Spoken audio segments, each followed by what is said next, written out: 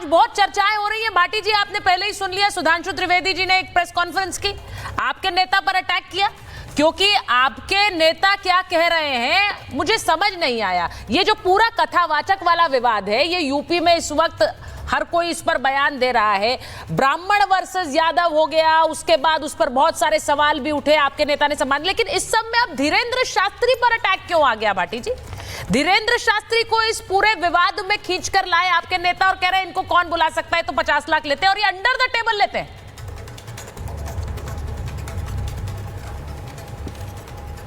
हाँ, मैं सारी बात का जवाब देता हूँ, पूरे विषय को ठीक से समझाता हूँ, कृपया थोड़ा सा समय दे दें। जी जी बोले ना। आपने कहा कि ये धीरेन्द्र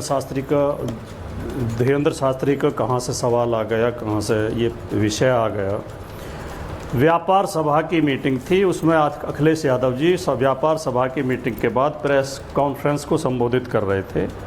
व्यापार से संबंधित सवाल होने के बाद में पत्रकारों ने ये सवाल पूछा, तो अखिलेश यादव जी ने मात्र इतना कहा है, उन्होंने केवल इतना कहा कि जो कथा कह रहे थे मुकुटमणि यादव, संत सिंह यादव, उस गांव में पहले भी यादवों ने कथा कही है, और क्योंकि वो सस्ते में कथा कह देते हैं इसलिए गरीब लोग उन्हें बुलाते हैं। अब हर आदमी तो धीरेन्द्र शास्त्री को बुला नहीं सकता, क्योंकि वो तो 50 लाख रुपए लेते हैं कथा कहने के। तो इसमें कौन सी बात गलत है?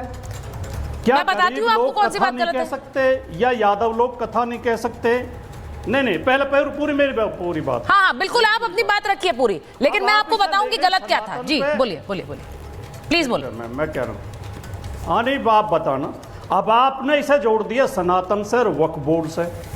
वक्फ बोर्ड का तो कोई इसमें जिक्र ही नहीं है, कोई विषय ही नहीं है, लेकिन क्योंकि आपको हिंदू मुस्लिम करना है, आपको बंटवारा करना है और वो लोगों को के अंदर भ्रम फैलाना, इसलिए उसे वक्फ किसे करना है, क्या करना है भाटी जी? सनातन, मुझे क्या हिंदू मुस्लिम करना है? आपने कहा कि हमें हिंदू मुस्लिम करना है, बंटवारा करना है। हम यहाँ बंटवारा करने बैठे हैं, हम यहाँ बंटवारा करने बैठे हैं, और अब भाटी जी आप कहेंगे कि मैं आपको पूरा बोलने दूं, उसके बाद मैं आपका इसका जवाब दूं। मुझे बोलने दें। अब आप ये उम्मीद कर रहे हैं कि आप मुझ पर बंटवारे का आरोप लगाएंगे, हिंदू मुस्लिम करने का आरोप लगाएंगे, और मैं आपको पूरा बोलने दूं और इंतजार करूं अपनी बारी का। अब गलत आरोप लगाने पर और गलत बयान देने पर मैं रुक सकती हूं क्या? भाटी जी आप बताइए, मैं यहां हिंदू मुस्लिम करने बैठी हूं। नहीं, अगर हम सच बोलेंगे तो आप बोलने नहीं देंगे। ये सच है, मतलब यही हुआ सीधे ये सच है। चैनलों का काम आजकल रह क्या गया है? नहीं, तो भाटी जी मैं आपसे पूछूं कि कथावाचक चाहे 50 लाख ले या 1 करोड़ ले, वो अंडर द टेबल कैसे है? पहली बात, कथावाचक अगर पैसे ले रहा है, मुझे नहीं पता है कि धीरेन्द्र शास्त्री कितने पैसे ले रहे हैं, मुझे नहीं पता है, सच में मुझे नहीं पता।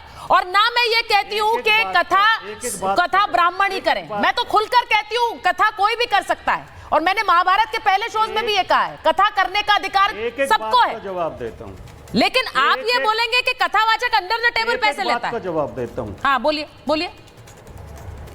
एक बात का जवाब देता हूँ, एक बात का जवाब देता हूँ। अगर वही भजन, वही कथा मुकुटमणि यादव और संत सिंह यादव गाएं तो सनातन कमजोर हो गया? बिल्कुल नहीं होगा। वही भजन और बिल्कुल नहीं होगा।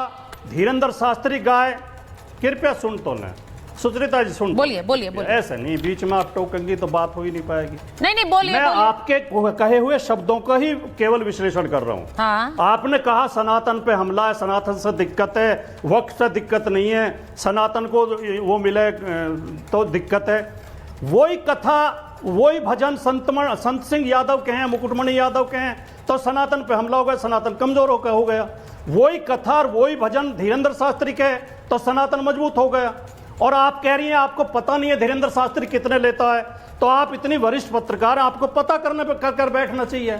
धीरेन्द्र शास्त्री की कथा 50 लाख से 1 करोड़ से कम में होती नहीं है। ठीक है। अब मैं अंडर टेबल की आपको बात बताऊं, अभी कुछ महीने पहले यहीं मेरे घर के पड़ोस में ग्रेटर नोएडा में कथा करके गए थे धीरेन्द्र शास्त्री। मैं 10 लोगों को आपके चैनल में, आपके स्टूडियो में ला सकता हूं, जिनसे आयोजक ने यह कहा कि आपके घर पे महाराज जी चाय पियेंगे, आपको 10 लाख रुपए देने पड़ेंगे। 5 लाख 10 लाख रुपए चाय पीने के लेते हैं। ये अंडर टेबल है या नहीं है?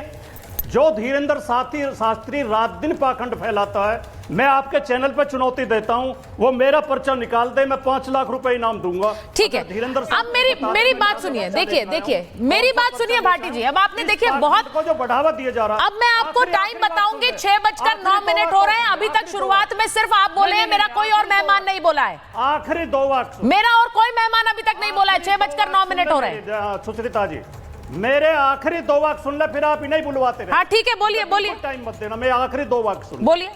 जो धीरेन्द्र शास्त्री अपनी कथा में ये कहता है कि हमने रावण से बात की टेलीफोन पे, हेलो डियर रावण, क्या कर रहे हो।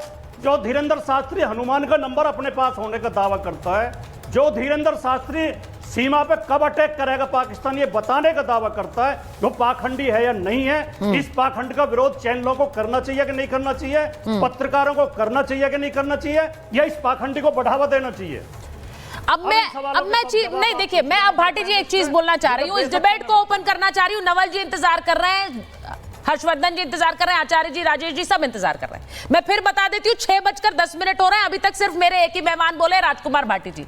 और मैं इसलिए बता रही हूँ भाटी जी, क्योंकि बाद में आप कहेंगे आप हमें बोलने का मौका नहीं देती हैं। तो ये मैंने समय इसीलिए बताया है, सारे मेहमानों के सामने बताया है। अब मैं आपसे एक बात कहती हूँ, धीरेन्द्र शास्त्री को मैं या तो एंडोर्स कर रही हूँ, ना मैं उनके खिलाफ बोल रही हूं। धीरेन्द्र शास्त्री की एक अपनी फॉलोइंग है, वो कथा कहते हैं, लोग उन्हें सुनने जाते हैं, पहली बात। दूसरी बात, आप उनके लिए हुए पैसे को अंडर द टेबल कहते हैं। मैं सिर्फ ये कहती हूं, मैं ये पूछना चाह रही हूं, यहां पर बैठे हुए हर्षवर्धन जी, मैं सिर्फ ये पूछना चाह रही हूं कि वक्फ के नाम पर जो वक्फ कर दी गई जमीन, जो वक्फ बोर्ड को दे दी गई जमीन, उस पर कोई सवाल नहीं है, वो दान कर दिया गया। मैं क्यों पूछ रही हूं ये सवाल? और अगर यहां किसी कथावाचक को दान किया जाए तो उस पर ढेर सारे सवाल हैं। ये मेरा एक क्वेश्चन है, मैं एक आम आदमी की तरह पूछना चाहती हूं। हर्षवर्धन जी इसका जवाब दीजिए, क्योंकि उस पर तो इतने बड़े बड़े बयान दिए जाते हैं कि हम इसे कूड़ेदान में फेंक देंगे। नवल जी बैठे हुए हैं, उनके नेता ने कहा है उसे कूड़ेदान में फेंक देंगे। लेकिन अगर एक संत कथा बोलता है और वो अगर पैसे लेते हैं, मैं फिर कहूंगी, मैं क्यों किसी के जाकर पता करूं कि वो कितने पैसे ले रहे हैं? भाटी जी, मैं तो अपने मेहमानों का पता नहीं करती हूं, मैं किसी का जाके क्यों पता करूं कौन कितने पैसे ले रहा है? लेकिन वहां पर एक बात बताइए मुझे, हर्षवर्धन जी, एक मिनट, मैं राजेश जी आपके पास क्या संबंध है? मैं हर्षवर्धन जी से पूछ रही हूँ। हर्षवर्धन जी, इस बात पर यह कहना कि वो अंडर द टेबल पैसे ले रहे हैं, वो तो 50 लाख रुपए ले रहे हैं, भाई आप क्यों लेकर आए धीरेन्द्र शास्त्री को इस विवाद में? पहले आपने उसे ब्राह्मण वर्सेस यादव बनाया है, उसके बाद उस पर सियासत चल रही, सब देख रहे हैं, और अब धीरेन्द्र शास्त्री नए टारगेट हो गए हैं कि धीरेन्द्र शास्त्री पैसे ले रहे हैं, Dhirendra Shastri under the table ले रहे हैं। एक मिनट, हर्षवर्धन जी, पहले मैं हर्षवर्धन जी से पूछूं। हाँ सुचरिता, मुझे बड़ा सचमुच एक तरह से कहें कि आश्चर्य भी हो रहा है, और मुझे समझ में नहीं आ रहा है कि अखिलेश यादव कौन सी राजनीति करना चाहते हैं। और आजकल अखिलेश यादव जी का भी और राजकुमार भाटी जी का भी ब्राह्मण निशाने पर हो तो बड़ा अच्छा लगता है इन लोगों।